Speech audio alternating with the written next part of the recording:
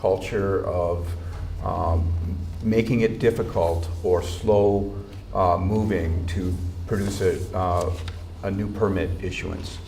And I think it's back to the attitude and the approach of the organizations that regulate us, is to be proactive and to be working with industry.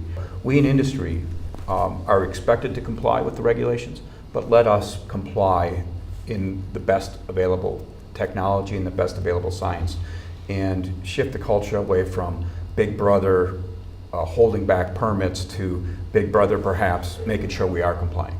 And I think that would be profound for the state of Wisconsin. Just to pick up on Jim's point, I think industry would, by and large, largely support a concept where they're allowed to self-direct their future.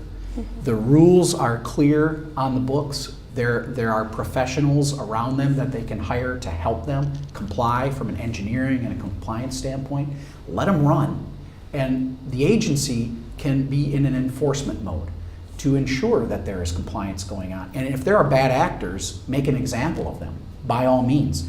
And I think industry would step up to the plate on that in a big way. You know, Jim or any of John's members hire very experienced engineering consulting firms that have their professional license on the line, their liability insurance on the line, and yet you have someone at a regulatory agency that is far less experienced in the engineering principles that are at play here, in part because of the turnover that Rusty mentioned, doing a recheck of their work, sometimes adding 3 to 6 months to a project that would be entirely unnecessary. DNR, every step of the way, rechecked all of our data, rechecked everything our engineers were saying, and we weren't even doing a plant upgrade. This was a simple renewal. And so I think what Dave was saying, we have a lot of professionals out there who can certify things, who have done this, but we're adding time and cost and burdensome additional checks to our processes, even though people are meeting the standards. We're just double checking everything. And that distrust needs to go away, so that this should have been a simple renewal. Are we recosting Wisconsin jobs with that kind of a time issue? I think you really are. I'm going to just build on the time the issue that was both brought up here by David and Angela.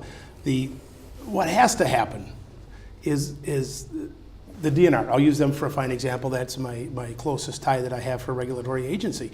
The inefficiencies that they're running in their operation, first, exactly what David brought up. Providing them a document, a finished blueprint, a plan, a design that's stamped by a PE that you provide to the DNR, and they have up to 90 days to review that reviewed piece of paper of something that may have been done hundreds of times already. And I'll use the spray field, wastewater treatment and spray field irrigation. There's hundreds of them across the state. Why does the DNR continue to waste their time and energy and that of an engineer down at the DNR, taking up to 90 days, which is a delay for me, so that they can approve what's already been stamped by a PE and has been done 100 times before?